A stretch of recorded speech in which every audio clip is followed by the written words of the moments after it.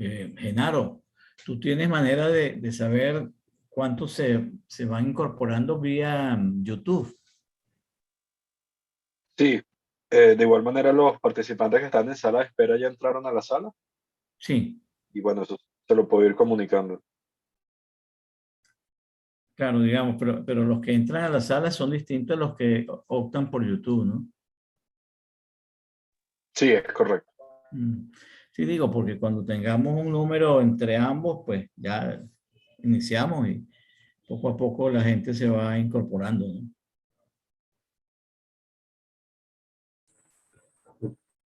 Doctor, la sala es el Zoom. Lo que hay que contabilizar es lo que están en YouTube. Claro, yo tengo aquí el número de las que están en la sala, que con todos nosotros va ya en 12, pero la vez pasada sucedió que había mucha gente en YouTube y entre ambos, bueno, se llegó a un número bastante bueno.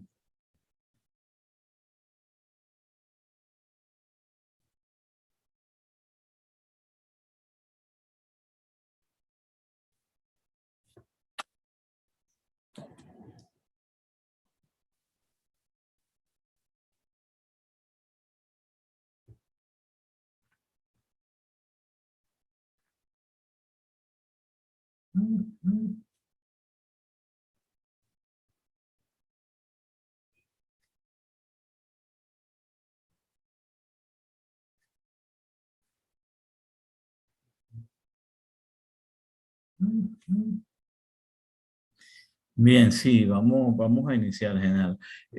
Angélica, vamos a dar inicio entonces a la actividad para que actives la grabación.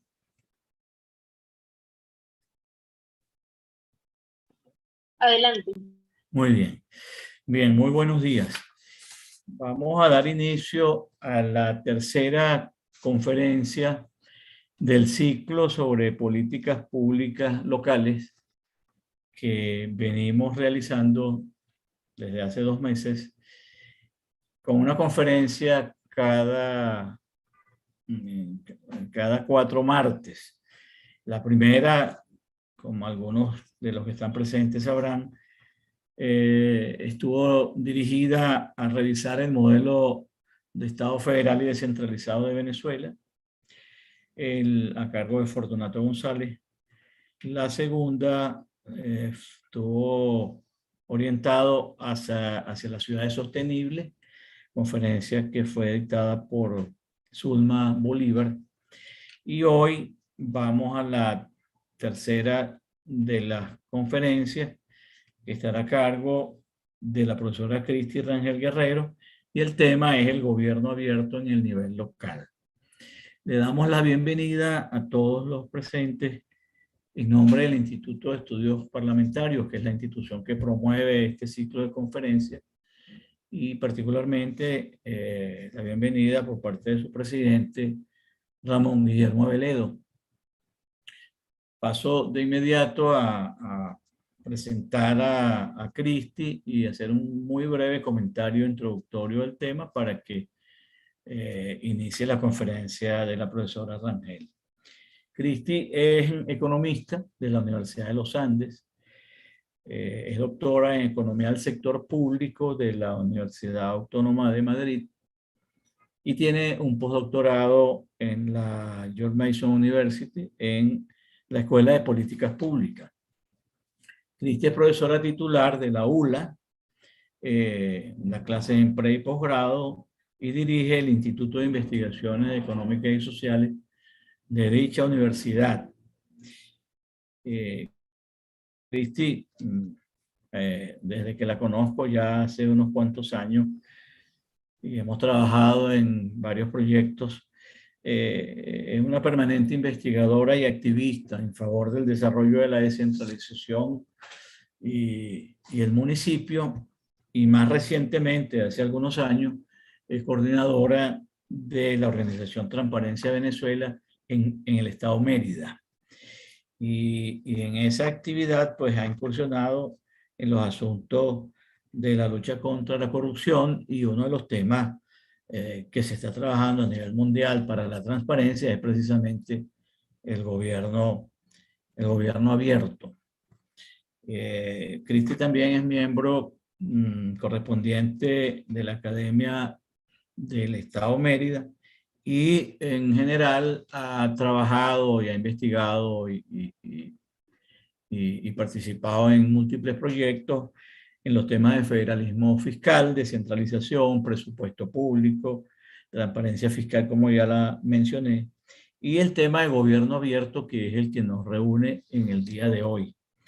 Yo simplemente quiero destacar la importancia del tema porque es una tendencia mundial, es una tendencia en las nuevas formas que adopta el Estado contemporáneo. Es común escuchar esta discusión en Europa, en Estados Unidos se viene trabajando también hace mucho tiempo, en general en Norteamérica. En América Latina tenemos un gran déficit en este asunto, aunque hay países que lo han asumido con seriedad, pero lamentablemente en Venezuela pues no es un tema que haya todavía calado, es decir, no se ha asumido. Y las razones son múltiples, no viene al caso pues comentarla en esta introducción, pero simplemente para concluir que la tendencia a la reestructuración del Estado en una de sus aristas, que es la transparencia, pasa por la creación de lo que Cristi va a conversar hoy acerca del gobierno abierto y su aplicación en el nivel municipal o nivel local del Estado. Entonces, sin más preámbulos, dejo con ustedes a Cristi Rangel. Adelante, Cristi. Muchísimas gracias, Carlos. Qué gusto saludar. Primero quiero agradecer al Instituto de Estudios Parlamentarios Fermín Toro por la invitación a ser parte de este ciclo de conferencias magistrales relativas al poder local, un tema que, como bien mencionabas, es muy querido para mí, y agradecerte a ti, especialmente, Carlos, por tenerme en cuenta en esta iniciativa de la que me encanta conversar. Hay dos elementos de mi formación que se unen en la discusión de hoy, que son los temas de la descentralización y el tema del gobierno abierto. Entonces, empecemos para introducir el tema hablando un poco de por qué se justifica este movimiento que, como bien se mencionaba antes, es una tendencia a nivel mundial. Y debemos decir que todo tiene que ver con la crisis de la democracia representativa a finales del siglo pasado. Conllevó a esa desconfianza en los partidos políticos, el crecimiento de las burocracias que en vez de facilitar la prestación de bienes y servicios y los trámites se estaba convirtiendo en elementos que impedían la satisfacción de las necesidades. Entonces unos estados grandes pero que no estaban resolviendo bien los problemas, las denuncias de corrupción y desvío de fondos, el tema también de un deterioro importante en la relación de las élites de representación con los ciudadanos. Y también coincide con este final del siglo pasado, pues la irrupción de tecnologías digitales para múltiples actividades y que cambió definitivamente la forma de relacionamiento de las personas. Entonces, frente a estos desafíos, pues surge el gobierno abierto. Voy a compartir pantalla a partir de ahora con ustedes. Creo que pueden verla, ¿sí? Y entonces vamos ahora a conversar qué es esto del gobierno abierto, ¿sí? Se habla, no hay una definición única, sino que se habla de que esta definición está en evolución, en crecimiento, en la medida en que surgen distintas acciones de gobierno abierto y se está experimentando con las actividades en distintos países del mundo. Pero en general hay un consenso respecto a que se trata de un nuevo modo de interacción sociopolítica. Cuando hablamos de esta interacción sociopolítica es cómo se relacionan los ciudadanos, las empresas, los partidos políticos con los líderes en el gobierno y con la burocracia. Y esta interacción se fundamenta en unos pilares que comentaremos y discutiremos ampliamente a lo largo de esta intervención, que son la transparencia, la participación y la colaboración. Estos pilares que contribuyen a una forma de ejercer el poder con mayor equilibrio, con mayor diálogo entre quienes tienen en sus manos la autoridad para tomar decisiones y los que son receptores de esas decisiones y de esas acciones de gobierno. Y el ciudadano es el centro de la acción de gobierno. Es decir, el gobierno abierto se fundamenta en que toda decisión tiene que estar centrada en el ciudadano y la forma de ejercer el gobierno. Otro concepto bastante aceptado de Álvaro Ramírez Aluja señala que es un nuevo paradigma y modelo de relación entre gobernantes, administraciones y la sociedad transparente, multidireccional, colaborativo y orientado a la participación no solo en los procesos de formulación de políticas públicas, sino también en el seguimiento a la ejecución y la evaluación de esas políticas. Y este espacio de intercambio permite catalizar, articular y crear valor público, que es la razón de ser del Estado.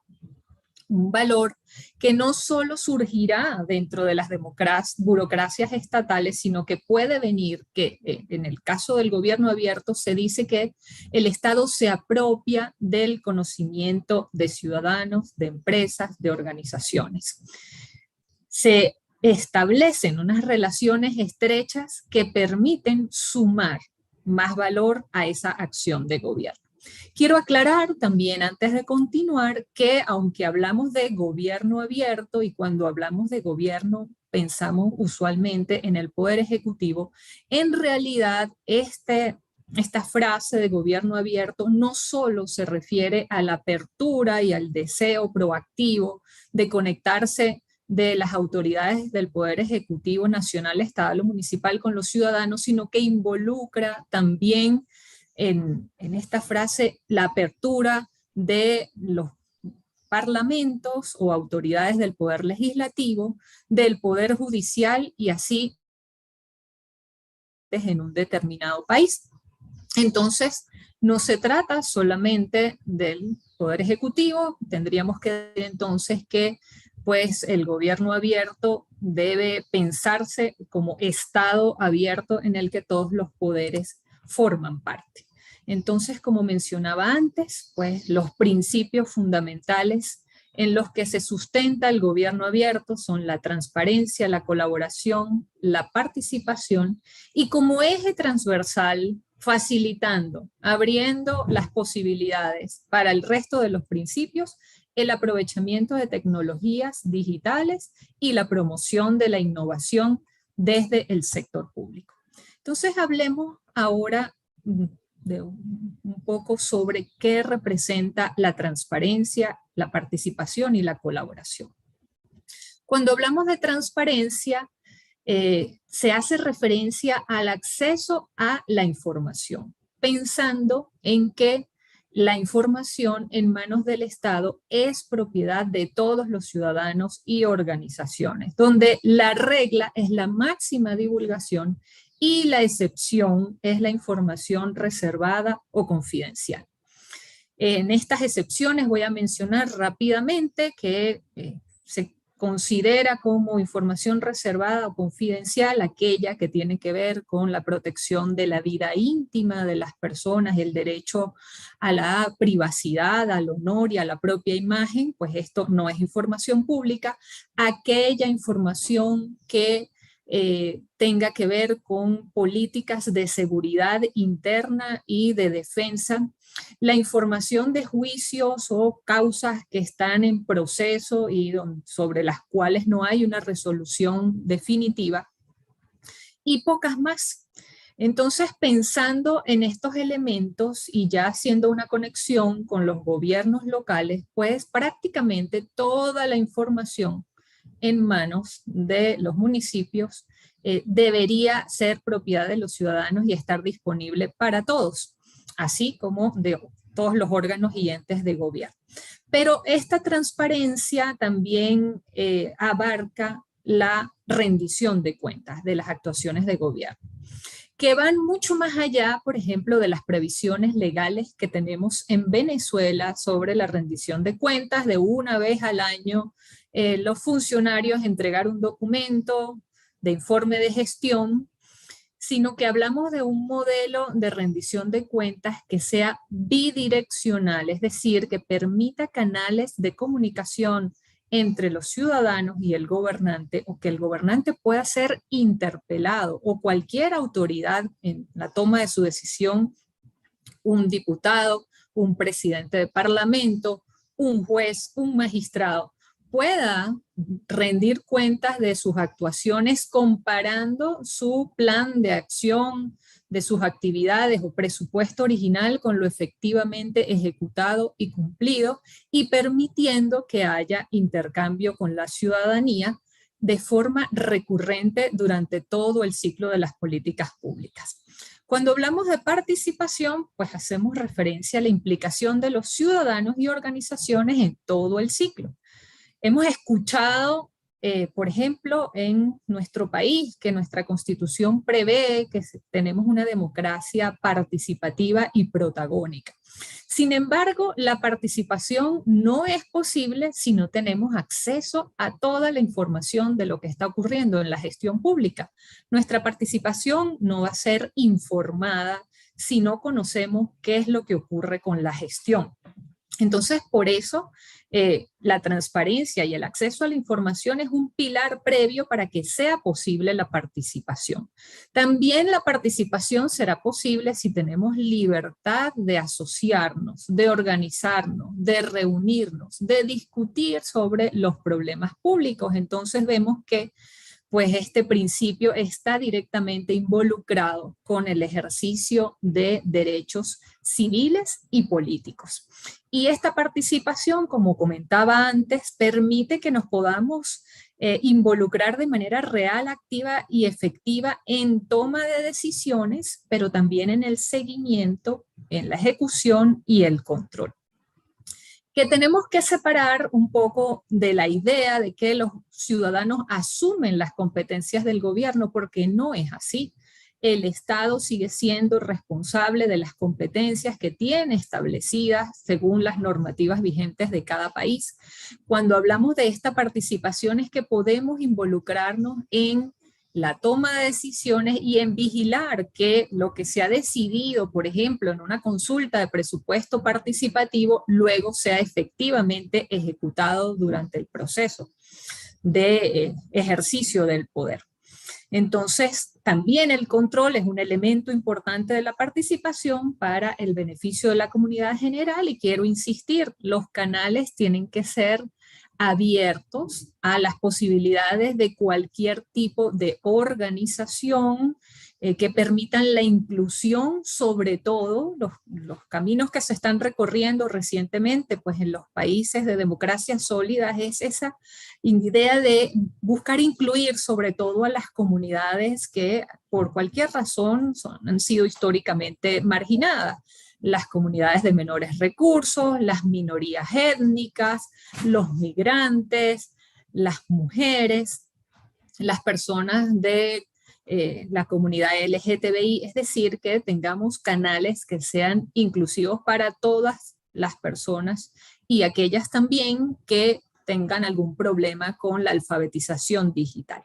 Y ahora entonces hablemos de la colaboración. Pues en la colaboración digamos que es un paso más adelante de la participación, en la que por supuesto se tiene que haber cumplido el principio de transparencia y que existan canales de participación abiertos, en el que ciudadanos y organizaciones aportan ideas, aportan soluciones, promueven agendas de discusión sobre temas de interés colectivo, y significa co-crear y coproducir. Es decir, se da de alguna manera corresponsabilidad a integrantes de la sociedad civil para que tomen parte en la ejecución de algunas actividades, pero esto no significa, una vez más, que la responsabilidad última no caiga en las autoridades que forman parte del sector público. Entonces, esta colaboración, pues es una colaboración que no es obligatoria, que es voluntaria. Como decía antes, lo que queremos es que el gobierno se abra a las oportunidades y el conocimiento que puede estar en manos de privados, de academias. Sin lugar a dudas, el gobierno tendría mucho que aprovechar del conocimiento de centros de investigación en distintos temas que hacen vida en universidades públicas y privadas, o aprovecharse de los desarrollos de tecnologías, de empresas y emprendimientos que están procurando desarrollos tecnológicos y así, de distintas organizaciones, de aquellas que defienden, por ejemplo, los derechos ambientales, que conocen muchísimo cuáles deberían ser los pasos o políticas para mejorar el ambiente o para proteger el ambiente, y en cada área pues encontramos organizaciones orientadas y expertas en distintos sectores que pueden apoyar la gestión del gobierno. Y como elemento transversal, pues les decía, están las tecnologías digitales, porque las tecnologías han contribuido a abaratar las formas en las que podemos garantizar acceso a la información, rendir cuentas, abrir canales de participación y abrir canales de colaboración, tal como veremos en las experiencias y buenas prácticas que tenemos de América Latina más adelante.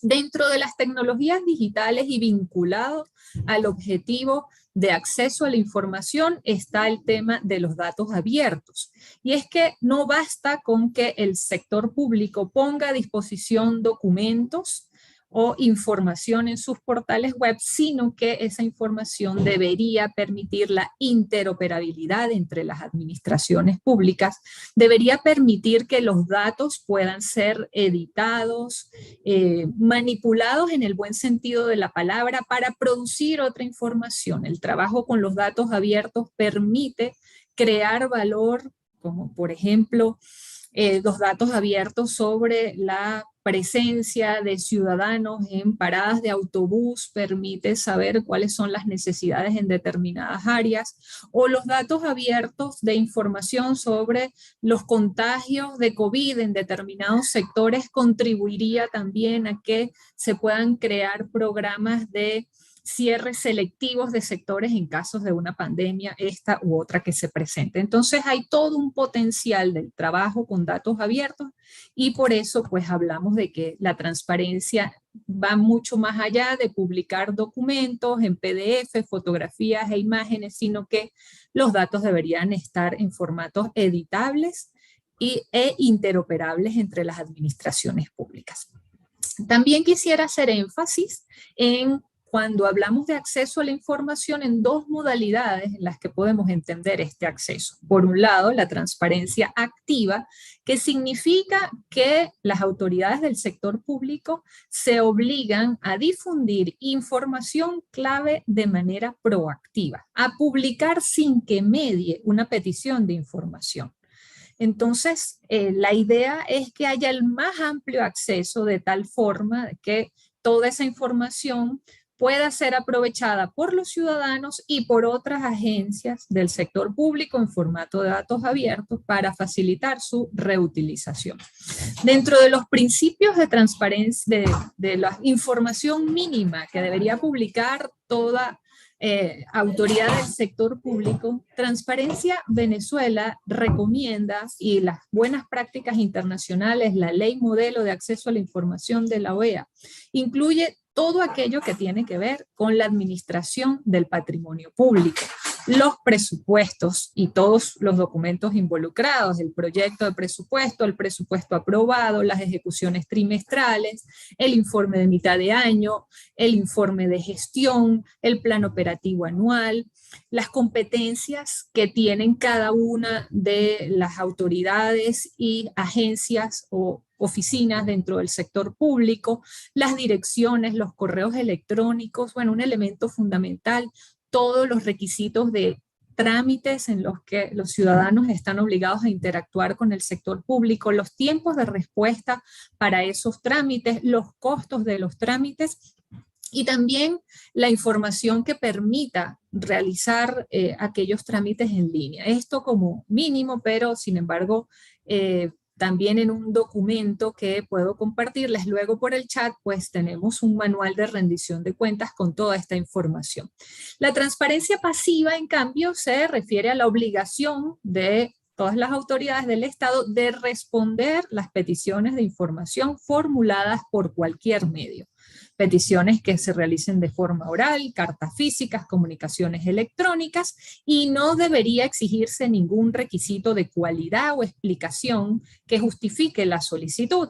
Y hago énfasis en esto porque desde hace varios años hemos realizado olas de petición de información, es decir, distribuimos una vez al año cartas exigiendo rendición de cuentas a autoridades aquí en el estado Mérida y en otros estados de Venezuela. Y una pregunta muy común de la persona en recepción es: ¿para qué quiere usted esta información? Y bueno, de ninguna manera las autoridades deberían preguntar cuál es el objetivo de la información. Recordemos que la regla es que la información es de los ciudadanos y no de las autoridades, que solo gestionan o administran los datos que tienen que ver con la forma o el quehacer dentro de la administración pública. Pues la información es de los ciudadanos. Por otro lado, aunque decimos que la obligación de las autoridades debería ser que respondan a cualquier tipo de petición, sea de forma física, sea oral o por comunicaciones electrónicas, pues nosotros recomendamos a la sociedad civil que estas peticiones se realicen de forma física, llevando 2 comunicaciones y quedándonos con un acuse de recibo, porque pues esta es la prueba de que efectivamente ejercimos el derecho. Pero para los funcionarios el mensaje es que toda la información en su poder, salvo aquella que tenga que ver con la vida íntima y la privacidad, es propiedad de los ciudadanos.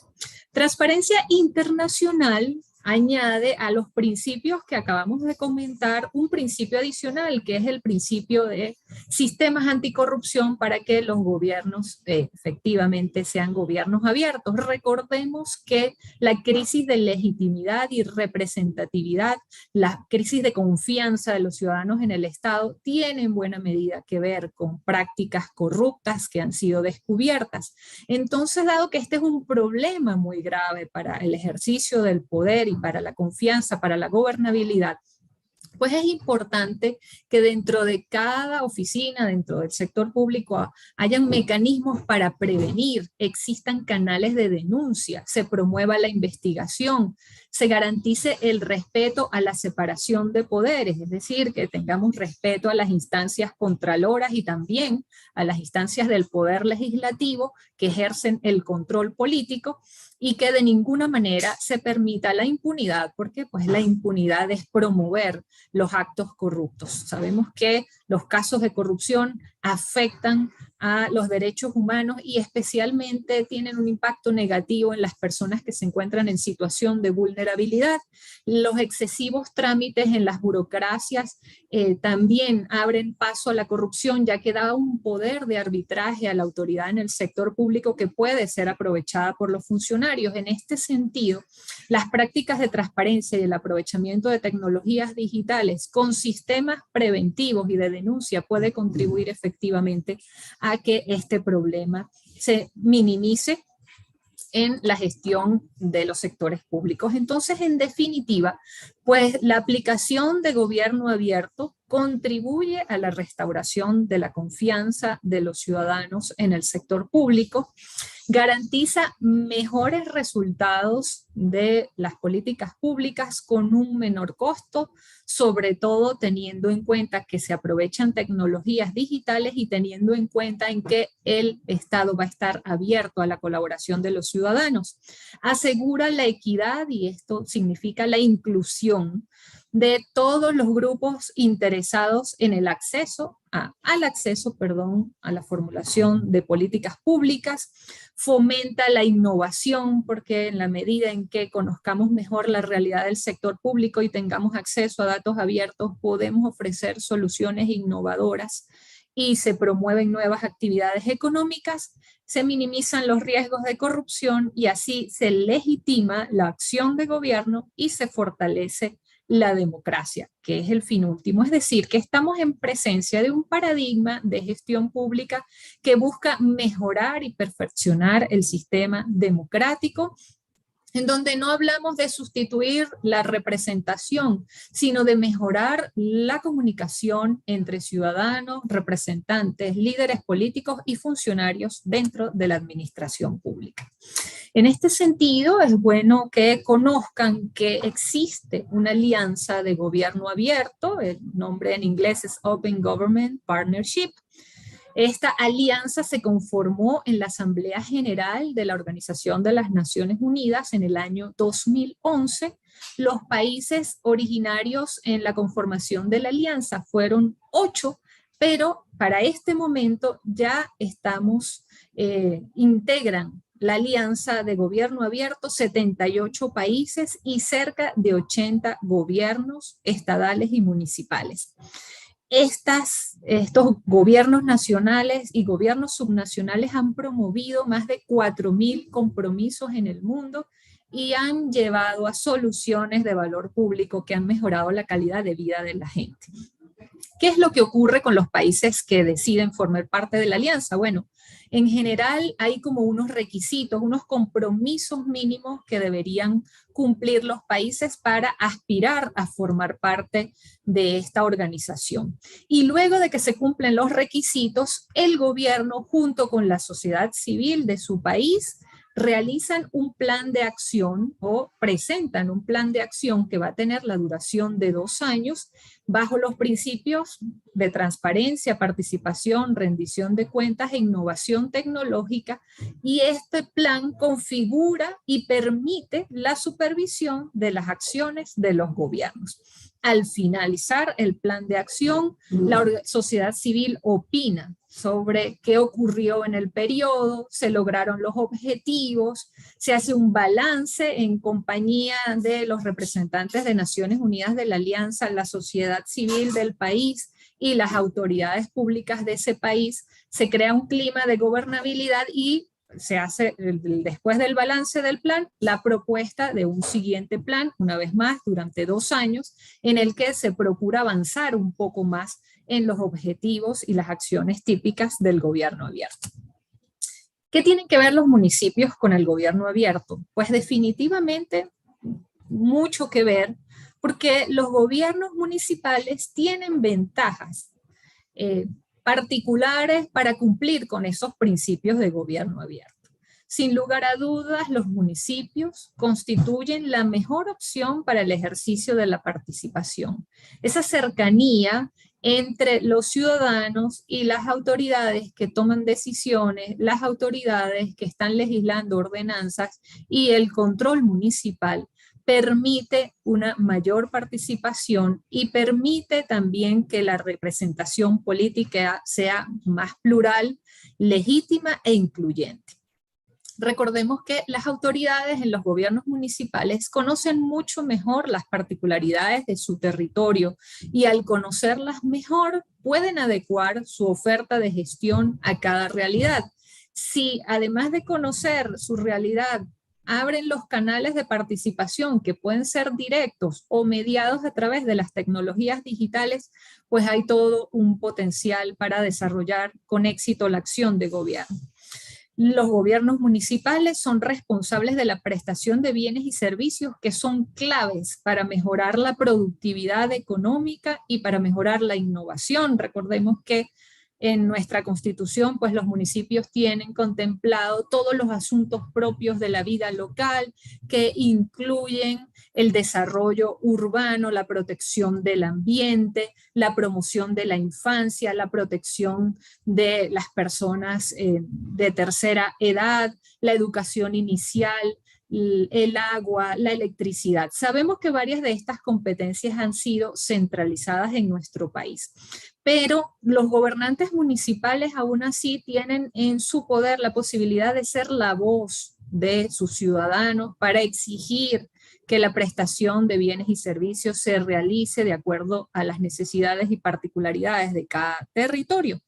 Estas autoridades locales también tienen potencial para procurar la integración sociocultural, el despertar de la conciencia territorial, el valor por cada una de las regiones y municipalidades y su rescate de cara a el reconocimiento de esta entidad o esta jurisdicción en el mapa nacional del país. Entonces, esta posibilidad de articulación y de interacción con organizaciones civiles y con empresas, pues es un gran potencial que tienen los gobiernos municipales y que favorecen entonces los principios de participación y colaboración. En la Alianza de Gobierno Abierta están los municipios y gobiernos que listo aquí en esta lámina en América Latina. Fíjense que en Argentina ya hay 4 gobiernos subnacionales, Córdoba, Mendoza, Rosario y Buenos Aires se han comprometido. ¿Qué significa que estos municipios estén allí? Bueno, que sus autoridades se comprometieron con planes de acción que fueron validados por organizaciones de la sociedad civil, y entonces el clima de gobernanza pues es mucho mejor, además que las oportunidades de mejorar la acción de gobierno han crecido y con ello la calidad de vida de sus habitantes. También tenemos 3 gobiernos subnacionales de Brasil, 1 de Chile, 3 de Colombia, 1 de Costa Rica, 2 de Ecuador y varias ciudades, municipios y estados de México, digamos que es el país que más ha avanzado en planes de gobierno abierto a nivel subnacional, y también tenemos 2 gobiernos subnacionales en Perú. Como dato importante, pues hacerles saber que la mayoría de los países de nuestra región forman parte de esta alianza, y en América del Sur pues son Venezuela y Bolivia los que no se han integrado, y tomando en cuenta América del Centro, Cuba y Nicaragua. De resto, hemos visto un compromiso decidido de autoridades gubernamentales y organizaciones civiles de llevar adelante estos planes de acción respetando los principios de gobierno abierto. Veamos algunas experiencias exitosas en América del Sur. Esto que les muestro ahora pues es la imagen del portal web del municipio Peñalolén de Chile, que desarrolló en 2021 un plan de trabajo para promover la participación orientado específicamente a enfrentar la crisis climática, a proteger el medio ambiente y fomentar el desarrollo sostenible local. Como pueden darse cuenta en esta página web, se menciona que están unos compromisos establecidos que fueron priorizados por la comunidad y que representan su primer plan de acción de gobierno abierto. Dense cuenta también que en la parte superior de la página hay posibilidades de solicitar audiencias basadas en una ley de lobby que existe para el municipio. Se puede solicitar información basada en una ley de transparencia aprobada. Se respeta el principio de transparencia activa, es decir, que se publica proactivamente información sin necesidad de que medie petición, y se tiene acceso a la información de gobierno abierto. En Buenos Aires les quiero mostrar esta fantástica experiencia de presupuesto abierto, por cuanto el portal web permite conocer con detalle toda la información importante del presupuesto de la ciudad. ¿Quién es el que está gastando? Es decir, cómo es el gasto por administraciones dentro de la Ciudad Autónoma de Buenos Aires. ¿En qué se gasta y para qué? Considerando la clasificación funcional y la clasificación económica, cuánto dinero es gasto corriente, cuánto de capital y cuánto en aquellos que tienen que ver con la prestación de servicios como el transporte, la educación, la salud, la agricultura, etcétera. Tienen un enlace para conocer cuáles son las principales fuentes de ingreso, cómo se financia, cuáles son las principales fuentes de financiamiento y un espacio dedicado a cómo se realizan las obras. Pues de alguna manera este portal es una ventana a un presupuesto ciudadano en el que cada persona tiene acceso a saber qué es lo que se está haciendo con los recursos públicos. Pero además de mostrar lo que está en la ley, el portal web permite también acceso a los datos de ejecución con una periodicidad mensual que también facilita no solo la información de qué fue lo que se planificó, sino también de qué se está ejecutando durante el gobierno. Como pueden ver en la esquina inferior derecha, tenemos aquí un sistema de inteligencia artificial que a quien está navegando además le permite interactuar respecto a alguna información que se esté solicitando especialmente y que está activo, pues esto es una estupenda práctica de interés por facilitar la transparencia como parte de los pilares del gobierno abierto. Y también quise compartir con ustedes el portal web del gobierno de Bogotá, específicamente en la apertura que muestra esta página para las oportunidades de colaboración. Hay un programa específico que se llama Causas Ciudadanas, en el que los ciudadanos postulan ideas, postulan proyectos para promover acciones de interés colectivo y posicionar temas en la agenda del gobierno para minimizar o solucionar problemáticas. Dense cuenta que están aquí palabras claves como decide, cocrea, fórmate, y hay un video animando a los ciudadanos a que si tienen una causa para que el distrito lo realice, pues pueden presentar sus ideas.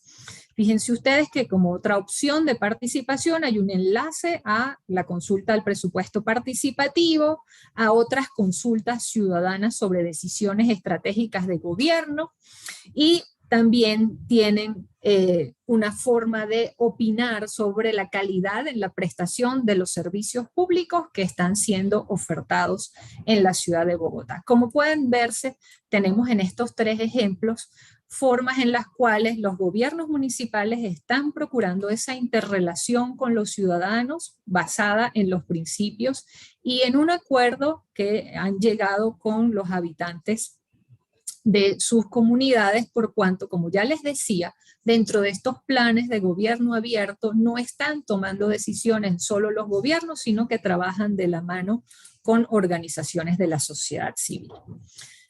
En nuestro país tenemos grandes retos que enfrentar y que el gobierno abierto podría ayudarnos a superar cuando lográramos una voluntad política decidida a favor del respeto a estos principios. Sabemos que la relación entre el Estado y la sociedad civil está fracturada.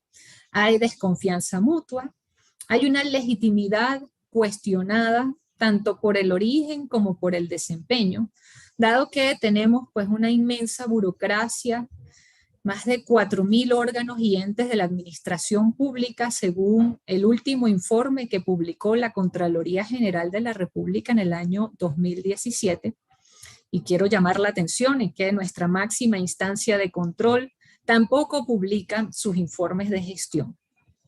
Tenemos una situación de tensiones porque no se están proveyendo de forma eficiente y con cobertura de calidad los bienes y servicios fundamentales.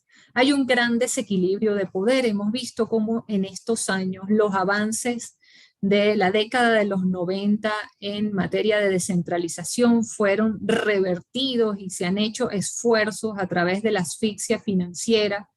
Las decisiones que han quitado competencias a los gobiernos estadales y municipales y también a través de la persecución política a líderes de gobiernos subnacionales, pues se ha profundizado una concentración del poder. La opacidad es política de Estado en nuestro país.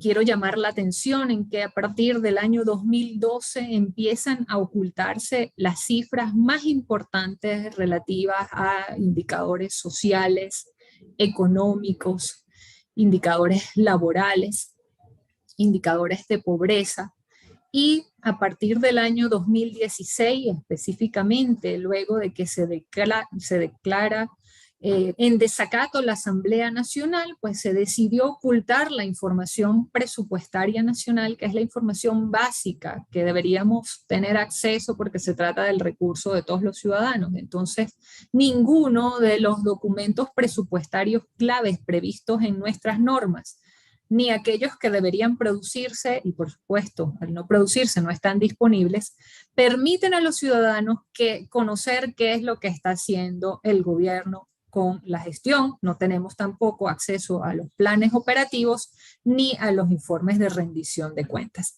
Y además de esto, pues estamos enfrentando un declive económico. Desde el año 2014, los indicadores económicos empiezan a decaer, y aunque se anuncie con bombos y platillos que el año 2022 pueda ser un año de crecimiento, pues es un crecimiento que nos aleja muchísimo de nuestra realidad, que no alcanza de alguna manera a compensar la inmensa caída que padecimos desde el año 2014 hasta el año 2020. Entonces, sin lugar a dudas, seguimos enfrentando una gran recesión. Dada esta situación, pues las organizaciones tienen límites para su accionar. No hay oportunidades claras para una recuperación inclusiva y para el rescate del salario, para el rescate de las oportunidades de trabajo. Y recientemente debemos también comentar que es un problema en nuestro país, en los últimos años, digo recientemente porque fue publicado hace poco, informe sobre la incidencia de las economías sumergidas en las actividades económicas de Venezuela, y pues esto obviamente, esta economía negra, ilícita, informal, imposibilita también opciones sólidas de desarrollo. Esto conlleva también a pérdidas de recursos e inhabilita al Estado. Es como un círculo vicioso a cumplir su misión con eficiencia. Entonces, frente a esta realidad, los gobiernos municipales de Venezuela, aunque tienen grandes retos por delante, pueden ejecutar acciones de gobierno abierto que contribuirían a desmarcarse de ese contexto nacional contrario al gobierno abierto. Los municipios pueden promover participación y colaboración para mejorar la prestación de servicios y favorecer entornos que sean propicios para el desarrollo. Sabemos de la asfixia financiera, hemos estudiado cómo los recursos que corresponden ser transferidos a los gobiernos de estados y municipios han sido expoliados con las estimaciones presupuestarias irreales o subestimación del presupuesto. Este año, por ejemplo, el gobierno tomó la decisión de incluir los ingresos petroleros como ingresos extraordinarios y por lo tanto, al ser ingresos extraordinarios, no se distribuyen como corresponde según la fórmula del situado constitucional, pero aún así los municipios tienen el potencial de articular con organizaciones privadas, con organizaciones civiles, con empresas y con ciudadanos para que se establezcan ideas y programas colaborativos para el rescate de la prestación de los bienes y los servicios. Los municipios también pueden marcar una clara diferencia si están dispuestos a esa apertura unilateral, a esa apertura proactiva de información que contribuya al rescate de la confianza y también contribuya a que haya voluntad por parte de los agentes económicos al pago de los tributos. Sobre este tema voy a hacer un inciso porque es importante que las autoridades municipales comprendan que la actividad económica ha sido muy golpeada durante estos años y que si bien es valioso recuperar autonomía financiera con el cobro de sus propios tributos, tienen que evitar prácticas de voracidad fiscal, de cobros indebidos y excesivos a una administración privada que ha sido sumamente golpeada. Entonces, más allá de reformar sus ordenanzas para aumentar alícuotas en una economía deprimida, pues la orientación debería ser hacia aumentar sus bases de contribuyentes, a incorporar mayor contribuyentes, valga la redundancia, en la recaudación de su impuesto a actividades económicas, de su impuesto inmobiliario urbano, del impuesto de vehículos, de espectáculos públicos y todas las opciones tributarias también en el cobro de tasas y precios públicos, y por qué no explorar la opción que está prevista en nuestra Constitución y en nuestra Ley de Poder Público Municipal del cobro de contribuciones especiales para determinadas obras que impacten a una comunidad específica. Entonces, bien importante que esta relación con el sector privado se base en la confianza porque se mostró información y en un actuar de justicia tributaria respetando las actividades económicas, la eficiencia, la neutralidad en el mercado y de ninguna manera incurriendo en prácticas de confiscatoriedad o que puedan atentar contra la propiedad privada. Los gobiernos municipales también deben ser la voz para demandar mejores servicios, aquellos que ya no están en sus manos, pero de los que tienen competencia según la Constitución, pues el gobierno municipal debe ser el primer articulador entre las demandas de los ciudadanos y las autoridades responsables del poder nacional, por ejemplo, frente a los cortes de electricidad que son tan frecuentes en muchos territorios de nuestro país y esa relación con la empresa nacional Corpoelec frente a la prestación eficiente de los servicios de comunicaciones, de electricidad y así en cada uno de los sectores.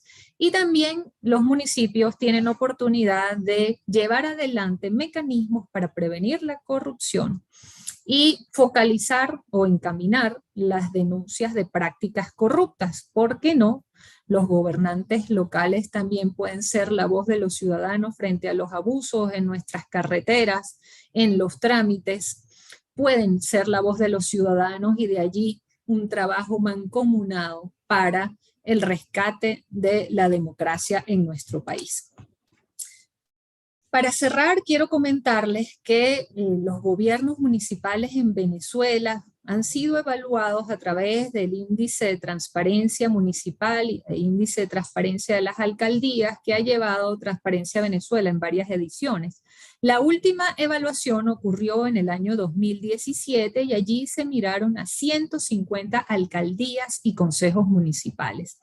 Y en una valoración de 0 a 100 puntos, pues lamentablemente la nota promedio fue de 15,77 y la nota máxima en esta evaluación fue de 66 puntos. Esto nos indica que hay mucho trabajo por hacer de cara al respeto del principio de la transparencia y de la incorporación de sistemas anticorrupción. Transparencia, acceso a la información y rendición de cuentas. A partir de estos resultados, pues se propuso un plan de acción de gobierno abierto que ha sido presentado a varios gobiernos locales. Básicamente se trata de un plan para trabajar en información abierta sobre sus actividades, apertura de datos, fomento de la participación y la colaboración, rendición de cuentas efectivas y permanentes y prácticas de denuncias de corrupción o sistemas anticorrupción. En el enlace que está aquí en la página y que puede ser compartido a través del chat de YouTube y del chat de esta conexión de Zoom, ustedes podrán acceder a estos planes que están específicamente diseñados según el resultado de los municipios evaluados. Animaría a aquellas autoridades municipales que tengan interés en saber cuáles son los primeros pasos que deberían realizarse para revisar este enlace y ver las opciones de mejora.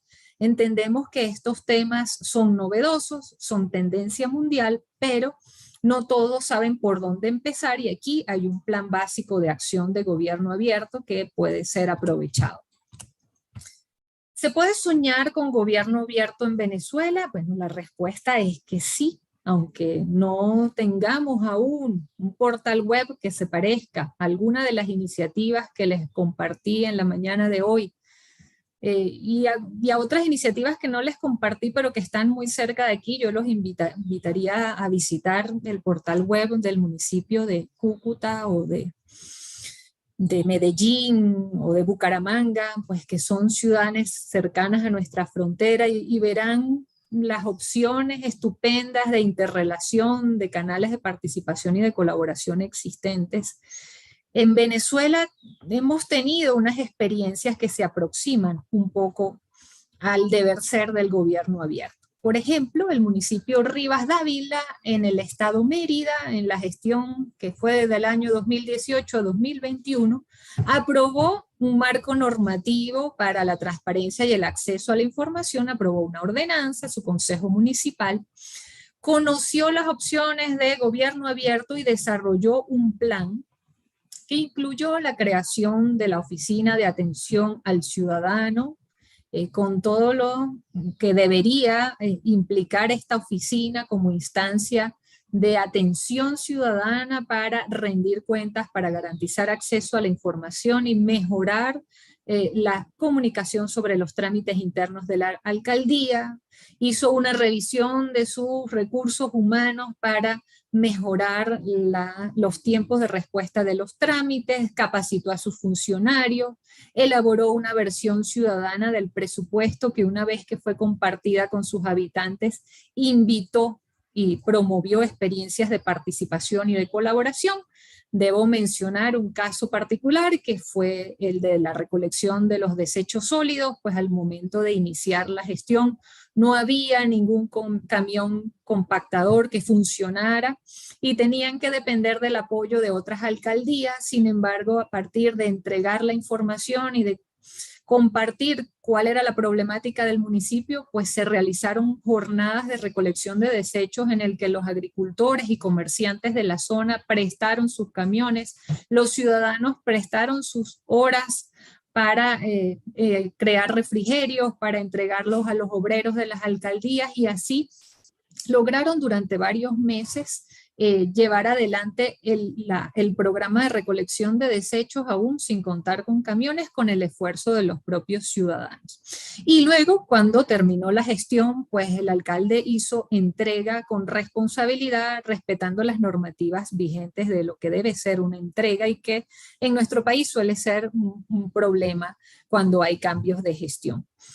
También otros municipios han utilizado sistemas para la consulta del presupuesto participativo, sistemas en línea, han publicado sus presupuestos y han creado presupuestos ciudadanos, pero lamentablemente pues estas acciones han dependido mucho de la voluntad de la autoridad de turno y no han quedado institucionalizadas como parte de la gestión. Y este es el gran tema con el que debemos enfrentarnos, que representa un desafío para los gobiernos municipales, y es que si bien la voluntad política y la presión ciudadana son importantes, debemos tratar de que las acciones a favor del gobierno abierto queden como políticas de Estado y no como un plan de una autoridad en particular que luego cuando hay cambio de gestión pues ya deja de estar en práctica. Para cerrar, quiero compartir con ustedes este enlace de un microsite creado en el portal de Transparencia Venezuela sobre gobierno abierto, en el que podrán encontrar información, formas de capacitación para esta área, videos en los que se ha discutido lo que significa el gobierno abierto en distintos sectores sobre datos abiertos. Aquí pues también pueden entrar al portal del Índice de Transparencia Municipal, que permite conocer los resultados de los municipios y los planes propuestos. Insistir en que, pues, más allá de que sea una responsabilidad del Ejecutivo, el mensaje también debe ir a quienes se encargan de las funciones legislativas y de las funciones de control. Y con esto, pues, cierro mi intervención en la mañana de hoy. Quedo atenta a sus preguntas y comentarios. Muchísimas gracias.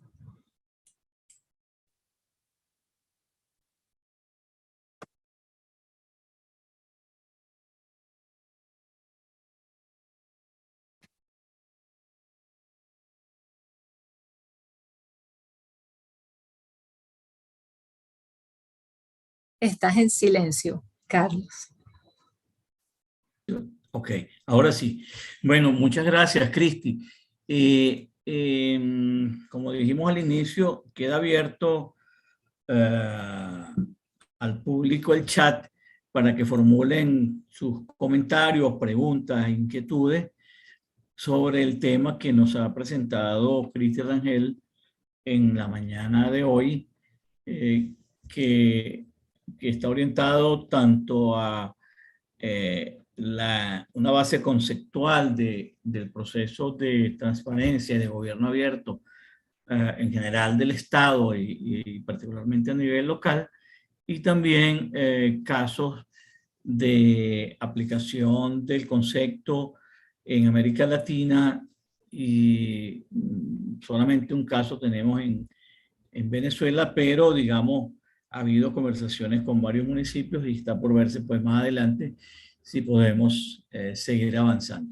De manera que esperamos por sus comentarios en el chat, por favor, para que Cristi vaya dando respuesta o complemente las reflexiones que ustedes puedan formular.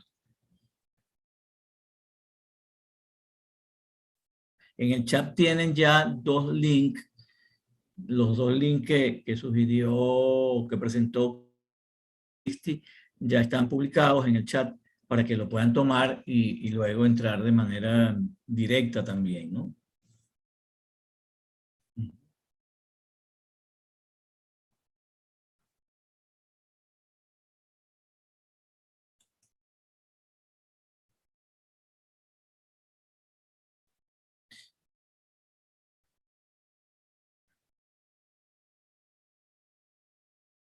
Hay un comentario de Brixon Acosta, quien por lo que dice está vinculado al gobierno abierto, entre otros asuntos. Muchas gracias, Brixon. Y ahí está su link en LinkedIn.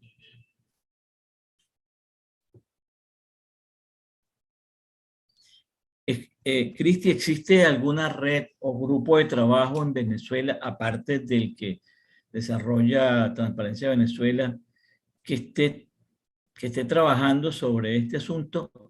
Apareció una pregunta o un comentario que yo creo que es clave. Dice, ¿cómo hacer ante tantos desafíos en los municipios que ganó la oposición y en los cuales también imperan macollas de 4 partidos trabajando para sus propios partidos? Es decir, una realidad que conocemos desde hace tiempo. Cristi. Sí, Carlos, muchas gracias, Milagros, por esta pregunta. De verdad que es un reto.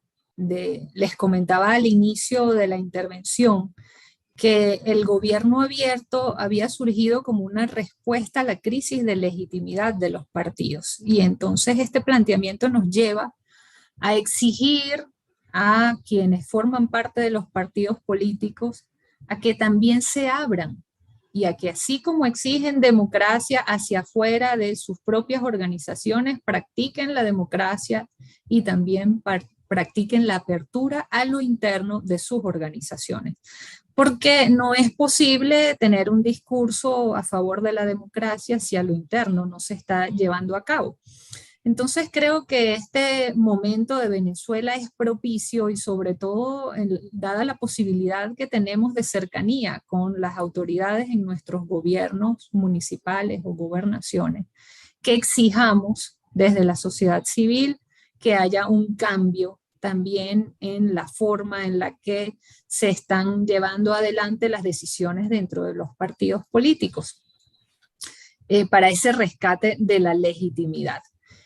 Creo que es un error que caigamos en la desesperanza, que caigamos en la antipolítica. Creo que los ciudadanos también debemos hacer un esfuerzo por reconocer a nuestras autoridades o líderes que están realizando una labor que sí es favorable a la apertura.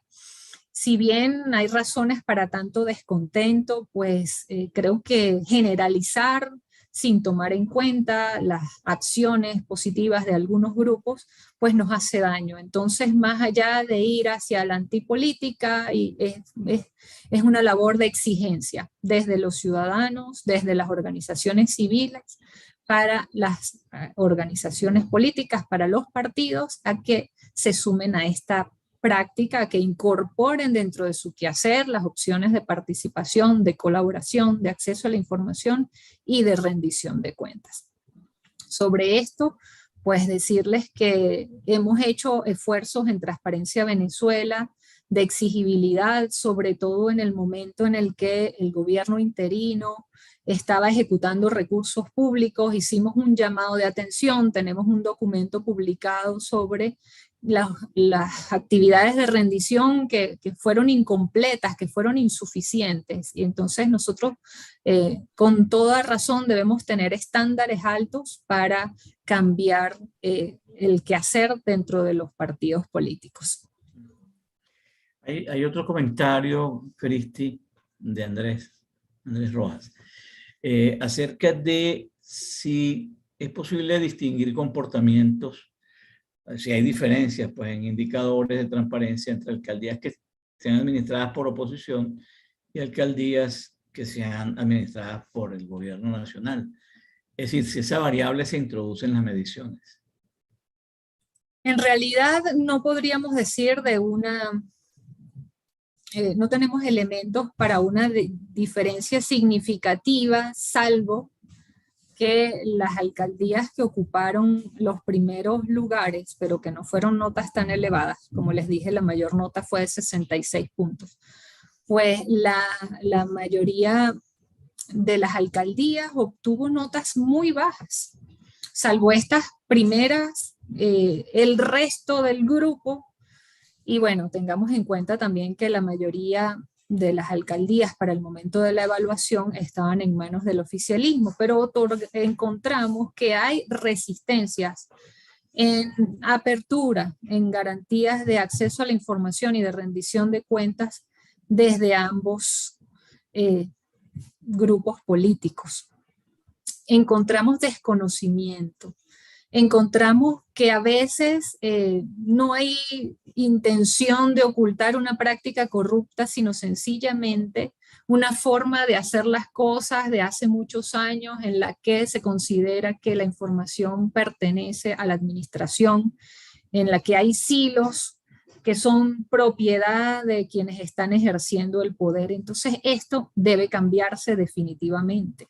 Y también, pues lamentablemente, en la selección de personal y que no conoce sobre sus obligaciones y que son obligaciones previstas en la Constitución, porque el derecho a acceso a la información está allí y está previsto también en la Ley contra la Corrupción, en la Ley Orgánica de Procedimientos Administrativos, en la Ley Orgánica de Administración Pública, y tenemos también, por ejemplo, un código de ética de servidores y servidoras públicas y de funcionarios públicos, pues nos encontramos que la mayoría de los funcionarios no conocen estas normas y no las conocen porque no entraron por concurso a ejercer sus cargos, sino porque pues los cargos más que méritos se asignan tanto dentro de las alcaldías de partidos políticos de oposición como dentro de las alcaldías del gobierno, pues los cargos se aplican como prácticas clientelares para favorecer a quienes son cercanos al partido en el ejercicio del poder, y nos encontramos lastimosamente también con prácticas de nepotismo.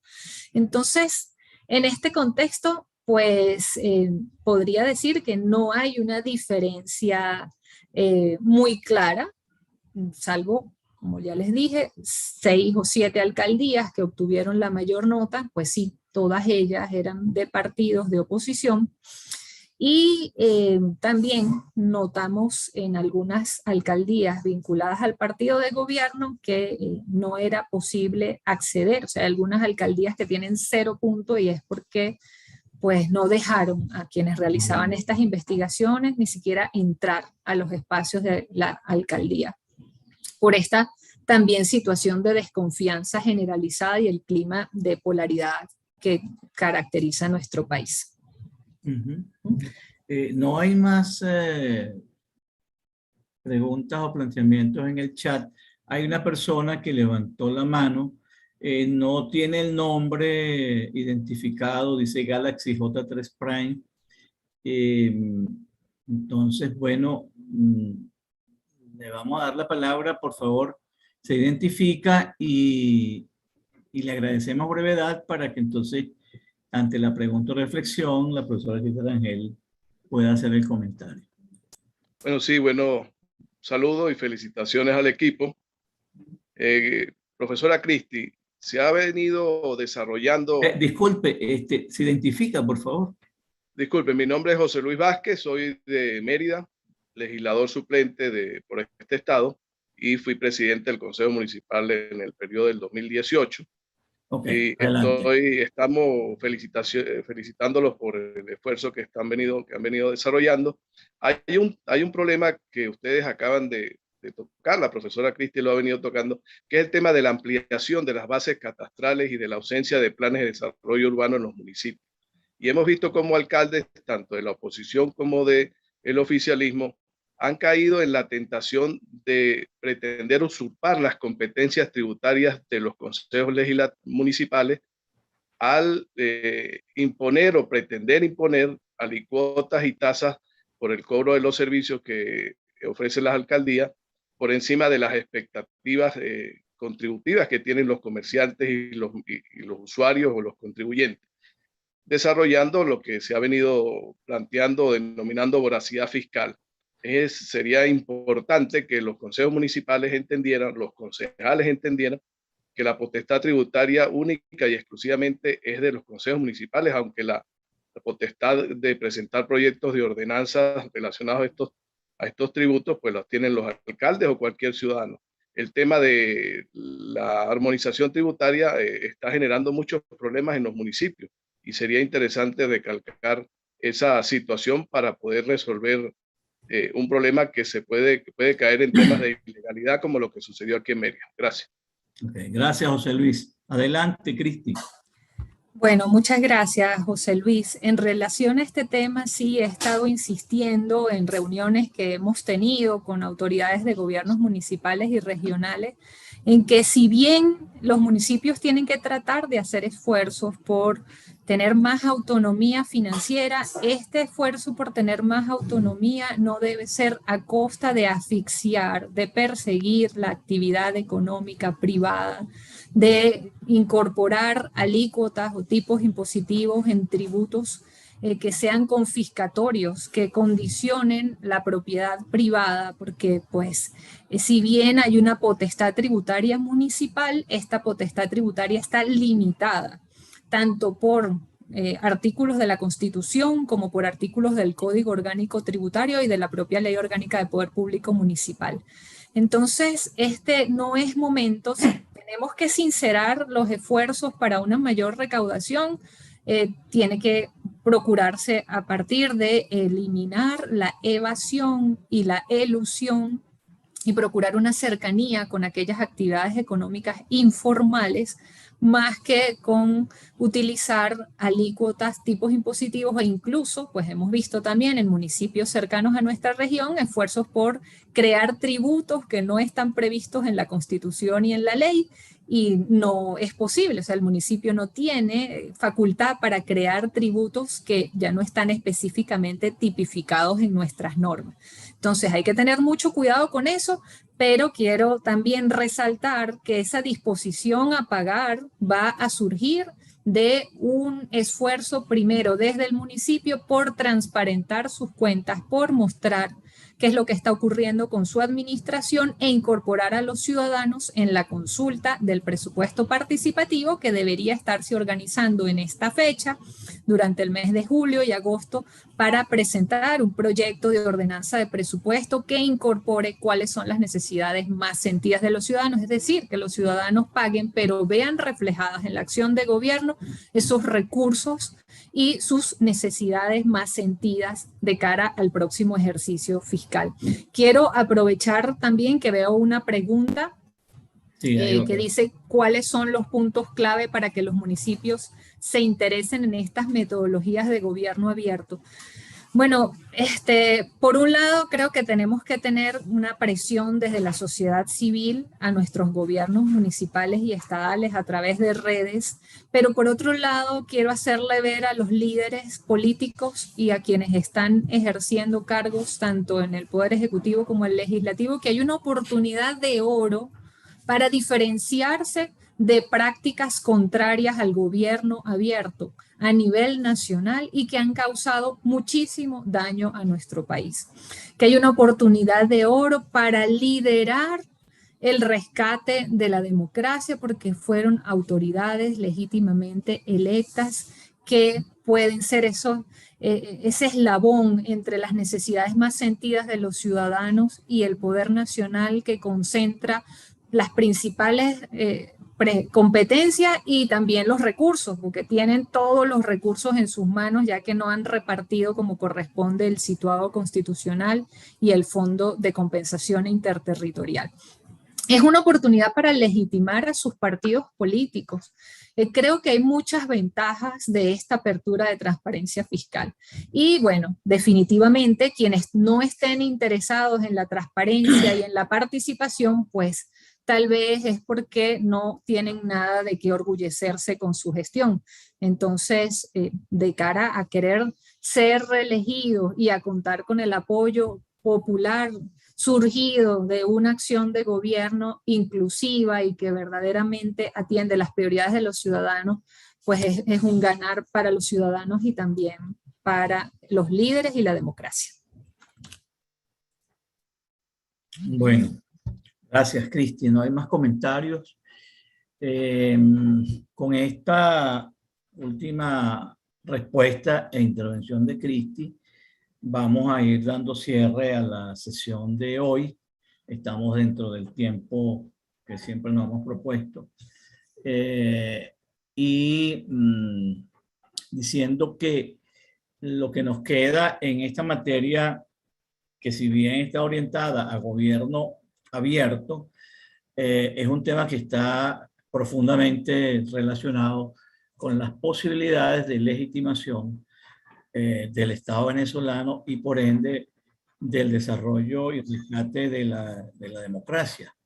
Porque a nivel mundial y específicamente en América Latina y muy particularmente en Venezuela, la principal queja ciudadana es la opacidad absoluta de las instancias públicas y el no acceso de los ciudadanos a la información que es de los ciudadanos y no es de quien detenta el poder en algún momento determinado. De manera que nos queda información de esta sesión, quedan los links que nos ha traído Cristi para apoyar su conferencia y quedan sobre todo muchas inquietudes acerca de la posibilidad y la viabilidad de entrar en una nueva onda de reestructuración del Estado, como está sucediendo en muchas partes del planeta. Digo, la viabilidad de ello a nivel venezolano. Esto está profundamente vinculado a la voluntad de los líderes. Definitivamente es así, es así. Lo están haciendo en Colombia, lo están haciendo en Perú, lo están haciendo en Uruguay. Hay interesantes casos de gobiernos abiertos, lo están haciendo en Argentina, lo están haciendo en México. Podemos hacerlo nosotros también. Pero eso supone una decisión desde el poder porque abrir información es parte del intercambio del poder con los ciudadanos. De manera que, bueno, muchísimas gracias, Cristi. Nos ha traído muy buena información, un enfoque, por supuesto, novedosísimo para los que estamos interesados en el desarrollo local, en el desarrollo del municipio en general, en el mejoramiento del Estado venezolano. Termino informándoles que la próxima conferencia será, como siempre, dentro de 4 martes. Eso ya es el mes de agosto. Si no me equivoco, creo que el martes 9 de agosto, exactamente.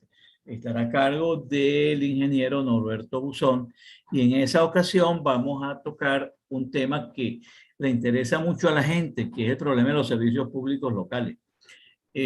Con Norberto vamos a estar conversando de manera muy particular sobre 2 servicios que son álgidos, que es el servicio de agua y el servicio de aseo urbano, que son servicios alrededor de los cuales hay muchas quejas en Venezuela, pero también es justo decirlo, a lo largo de las décadas ha habido muy buenas prácticas de administración del agua y del aseo urbano en nuestro país, de manera que vamos a estar conversando con Norberto acerca de este asunto dentro de 4 martes.